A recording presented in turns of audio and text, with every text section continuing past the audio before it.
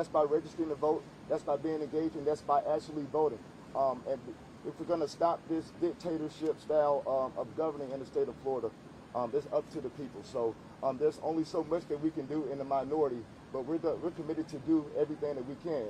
And my message for Tallahassee is I'll see you in May. At this time, we'll call up Dr. Spiller. Good morning. The Reverend Dr. Martin Luther King once said, on some positions, cowardice asks the question, is it expedient? Expedience asks the question, is it politic? Vanity asks the question, is it popular? Conscience asks the question, is it right? There comes a time when we must take a position that is neither safe nor politic, nor popular, but he must do it because his conscience tells him or her that it's right. In other words, we ought to be people, men and women of integrity, people who are honest and who adhere to a sense of dignity. We are always to do good works. I'm here today because the church is called to be engaged. The church is called to lend voice, moral authority, resources, and an organized effort to resist evil and to reorder, if necessary, common life so that the most vulnerable can be protected. I'm not a politician. I'm just a preacher.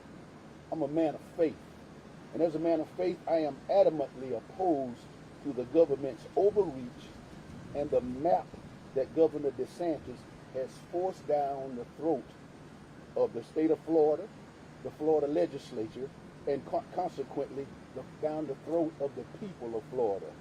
And I have today the authorization to state that the Florida General Baptist Convention, the largest African-American Baptist convention in the state of Florida, consisting of over 600 churches, also is adamantly opposed to this map. We are under the leadership of Dr. C.P. Preston, by the way. We know that this map is not fair. We believe in fair representation. We believe in the democratic process, and we believe that the majority rules. We understand unequivocally that this plot, this devious plan, is nothing more than a strategy to weaken the voice of black Americans in the state of Florida through what I call demographic manipulation. Democracy is based on the concept of majority rule and spreading the black vote across congressional districts in the manner indicated in these maps, which I have looked at over and over and over, will make black people the minority in the congressional districts 10 and 5. Therefore, our voices are technically being silenced. In essence, this map is a violation of our constitutional rights and the Word of God, which states, "For I was hungry, and you gave me food. I was thirsty, and you gave me drink. I was a stranger, and you took me in. I was naked, and you clothed me. I was sick, and you visited me. I was in prison, and you came to me. Assuredly, I say to you, in much as you did to one of these, to the least of one of these, my brethren, you do it to me." In other words, your faith, for all of those legislators who claim to be men and women of faith, your faith ought to always guide you to do the right thing. Disenfranchising and blocking the right to vote for hundreds of thousands of black Americans just so that you can stay in power is not the right thing to do. This map is gerrymandering, and I'm not a politician. I'm not the smartest man in the world, but I can look at it and see that it is gerrymandering at its best. And it is an attack on democracy, as it already has been stated, just like the invasion of the Capitol in January was an attack on democracy. And the legislators who voted for this map know that it will eliminate any possibility of black Americans to be elected from the state of Florida to serve in the United States Congress from these two districts. They ought to be ashamed of themselves. And they ought to understand that they really have a lack of integrity for bowing to the bully. I actually heard one legislator on the news compare the protest of the Black Caucus yesterday in the House of Representatives to be likened to that of the riot that was in Washington, D.C. That's absolutely unbelievable for those words to even be uttered. Isaiah 1:17 tells us, learn to do good, seek justice, correct oppression, bring justice to the fatherless, and please the widow's cause. I applaud the state legislators of the Black Caucus and from Orange County as they stand against this injustice. As a matter of fact, I just stopped by here to tell you, in the words of a black preacher, I just stopped by to tell you today to let all those who voted on this injustice, whether you black or white, God hates injustice. Psalms 89:14 tells me that. It tells us that God rules this world, and he rules it justly. He rules it in justice. It says righteousness and justice are the foundation of your throne. Steadfast love and faithfulness go before you. God delegates authority. He delegates responsibility. And he gives that to us as human beings so that we can bring it and make just decisions in his image. And he expects us to do the same. I tell you, social justice is giving people what they are due, especially with respect to the administration of the law. It is the fair distribution of economic means, educational prospects, political influence, and many other opportunities for the community. Any failure to do so is a grave injustice. As a matter of fact, in the Old Testament, it brought the threat of God to those who did that. Just a word, Ron DeSantis. If you're listening, don't sign this bill. Be fair to the people, and not just to your political party. Be fair and ask yourself, as a Christian, what would Jesus do? Because the eyes of the Lord are on you. We will vote. We will begin to move forward to get as many people registered to vote so that our rights can still be protected. We will fight this to the bitter end because it's the right thing to do. God bless you. At this time, we will take questions. Reverend Brown, can you talk about the impact that this new map will have on voters' representation? Well, what this map actually shows is you're talking about a decrease of 50% of the black representation here in Florida. Originally, there were 4 that were found by the courts. There were 4 seats, 4 minority seats. And now with this map, it diminishes it to 2. Again, what we're doing by diminishing it is really silencing the folks. And again, part of those silences means a lack of resources to those communities. Even when you look at demographic poll, demographic numbers, registered voters are pretty close in terms of numbers in the state of Florida. How does this map really address demographic voices? Well, this map is in the beginning of silencing those voices. When you look at, since this man has been in office, each year we have dealt with a bill that silences Democrats and black people, right? We've seen it with the unnecessary police force bill. We've seen that back during Bloody Sunday.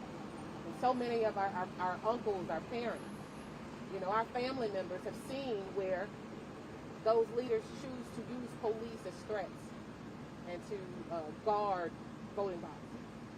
We've seen it also. We've seen it also with the ballot box bill. We've seen them continuously. There's an elections bill that constantly is an attack, specifically on black voices. And we've had enough. Senator Brayton, you want to add to that? To answer your question, Republicans represent 36% of this state.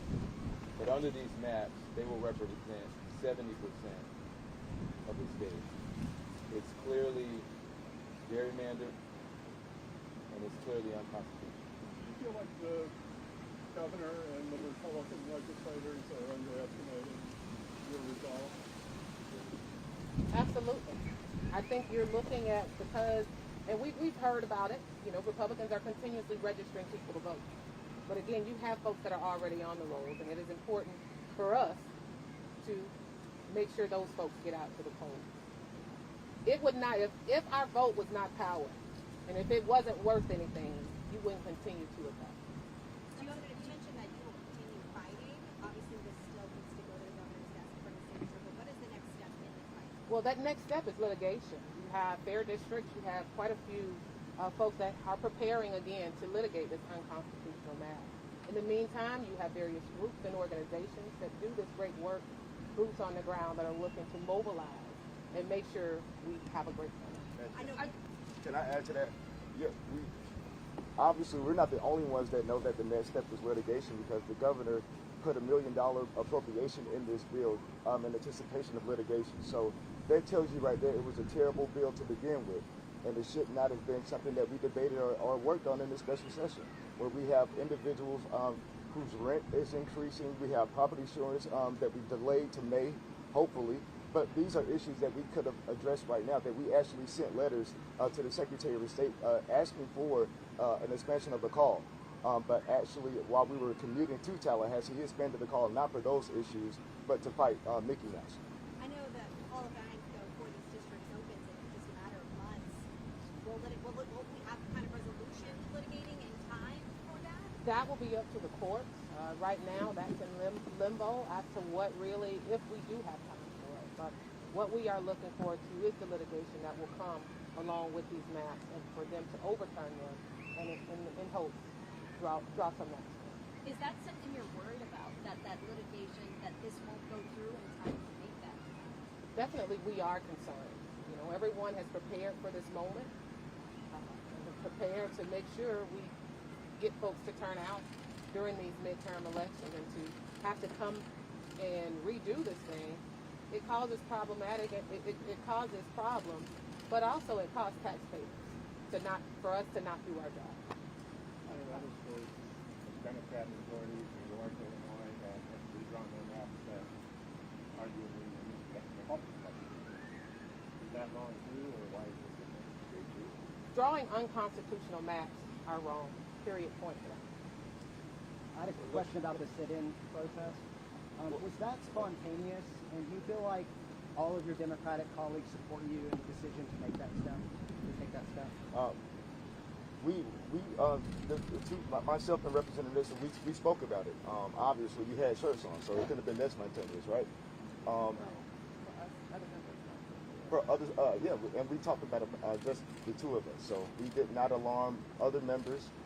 It was spontaneous for not just members of the Republican Party, but also of our own caucus, because we felt it was up to us. First of all, I live in CD10. I represent CD10. It's in my House district. Representative Nixon represents and lives in CD5. So we felt a direct connection to these issues. The Senate had already gone home, and this is our final attempt to shed some light on this issue, and that's how we did it.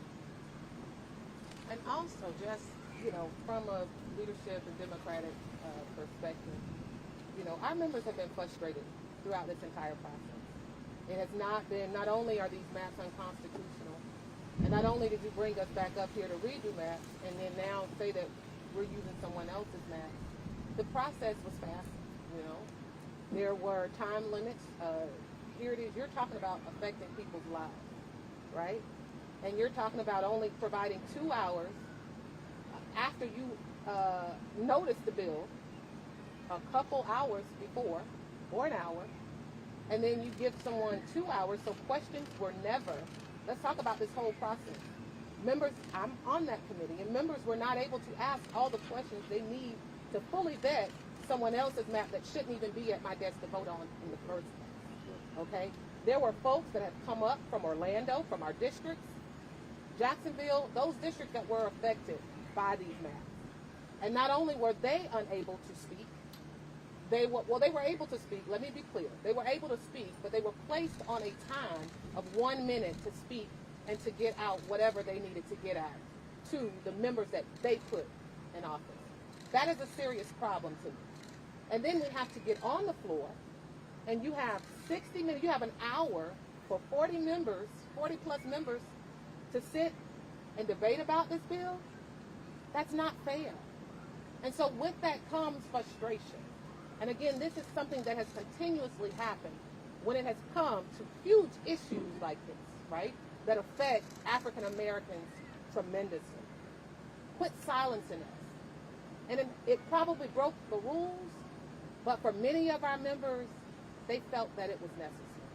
And your response, or anyone's response from the group, to Rep. Fine and other Republicans calling what happened yesterday an insurrection, what's your response to that use of language? Well, first off, I would ask them to look at the definition of insurrection. That's the first thing. Last time I checked, I was invited by the constituents that elected me in to that building. Just the same way Representative McCurdy was also placed in there by his constituents. And so there is far from that. What that was is a demonstration of civil disobedience. I will give you that. But if you look at the past of African Americans and how we were able to move forward in this country, that is what it took for us to be treated halfway as equal. In the court of public opinion, do you think you're harmed at all by it? No. Harm? What harm? Short Thank answer, you no. for being here. And it's important that you all are here because, again, folks are not paying attention to really what's going on in Tallahassee and how there are continuous bills that attack our democracy. This is bigger than partisan politics. We're talking about human lives. You have an administration that has failed Floridians, period. You have folks that, again, we have a housing crisis. What have we done with that? We have had hundreds of $1 million brought here to Florida. How has that helped folks get back to work, to stay in their homes? You have where the mortgage crisis, and folks have often asked for assistance. I have hundreds of issues that sit in my office that can't get attention because the state has them on hold. That is what his job should be doing, is making sure folks have the assistance so that they are able to live a safe, healthy, and prosperous life. That should be our focus every time we go to Tallahassee. Not Mickey Mouse and what he's doing because he made someone upset. We have to stop. We have to really stop this partisan politics and think about the Floridians, the everyday Floridians, that these types of laws are hurting. In that light, Representative, do you think this whole special session or dissolving of special districts, is that overshadowing a more, in your opinion, important issue regarding grievances or Senator whoever? What was your question? I'm just saying, obviously, a lot of focus this week has been on the grievances. Is that, in your opinion, overshadowing more important? That was a part of the reason for the demonstration yesterday. We couldn't let this be drowned out by Disney World and the governor's fight with Disney World. This is too important. This is going to craft the next 10 years in this state. And you talk about the slashing of African American reputation by 50%. It was too important for us to come back home and people outside not know what they're trying to do to us in Tallahassee. And so that is we knew we weren't going to change the outcome of the vote in those chambers yesterday. The purpose for that was to enlighten and awaken the public to know there's an election a few months away and we don't have to continue like this, you know? Can I say, I believe that the Reedy Creek bill and dealing with Disney was designed, the timing was designed that way to overshadow what he was doing with the maps. I think that was clear. But to go back to answer your question about Democrats possibly gerrymandering in other districts, this was a bipartisan map that we passed only 3 weeks ago. Republicans and Democrats in both chambers agreed to this. So to now have a partisan map it's unconstitutional and it goes against our fair districts amendment. And to answer your question about what's the next step, I was on a call yesterday where not only are people registering, but there are people so fired up that they want to start protests. You're going to start seeing people in the street because it's gotten to that point. He has been so vindictive, so aggressive toward people of color, LGBTQ folks. I mean, the list doesn't stop. And so women and people are fed up. And so I think not only are we going to deal with it at the ballot box, but people are going to take to the street. And so this is the environment he's created.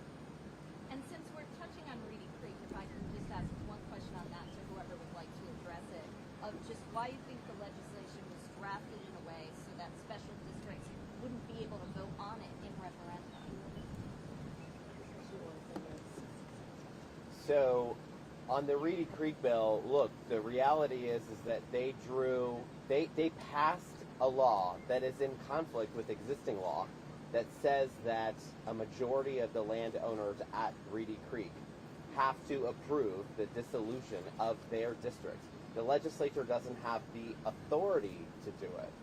And I also just want to point out the tremendous impact that bill will have on Orange County and Osceola County taxpayers. Disney has $1 billion worth of bonds and debts that will become immediately payable when it dissolves at a date certain, when the district dissolves at a date certain, and then Orange County and Osceola County taxpayers are going to be left holding the bag. And there's also 800 employees of the Reedy Creek district, about 400 that work for the district directly as government employees, and another 400 who are utility workers for the Reedy Creek district. Their jobs will be abolished when this ends. But I just want to point out that it speaks to, there's a common theme between the authoritarian consolidation of power by diluting the black vote in Florida that they did through these congressional maps, and these other authoritarian moves to use the full power of the state to punish any individual or business that speaks out against their extreme right-wing agenda. People should be very concerned, if not frightened, about the escalation of how the governor and Republicans are using their power to go after individuals and businesses who challenge their agenda in the so-called free state of Florida. And I also just want to say thank you to Chair Brown for inviting me to be here with the Black Caucus in solidarity, because I believe very strongly that an attack on one of us is an attack on all of us. And that's why it's important for other members of the legislature and other communities to stand together, because they're coming after us one by one by one, and that's why I think it's important that we stand together against these attacks. So thank you. We'll take one more question. Question for Senator Bracey. Does this change your thinking in terms of running for Congress, your political future at all, the maps that were approved by the legislature? Well, currently I'm still in the race to run for that district, but it obviously impacts my decision. I mean, you're talking about a district that was mostly minority, and it is protected that way federally because of decades of voter suppression and diluting minority vote. And so, of course, it impacts my decision, but I'm still in this race to run for Congress. And so, but it's deeply troubling. I mean, if you think about it, where I live in Ocoee, they're going from voting for the first African-American possible vice presidential candidate to now their representative possibly being Anthony Sabatini. So, no, I just want you to get the contrast of what this bill is actually going to do. So, that most likely will be their representative in Congress, a group of black people in West Orange County. So, I just want you to get the impact of what this is actually done. Thank you so much.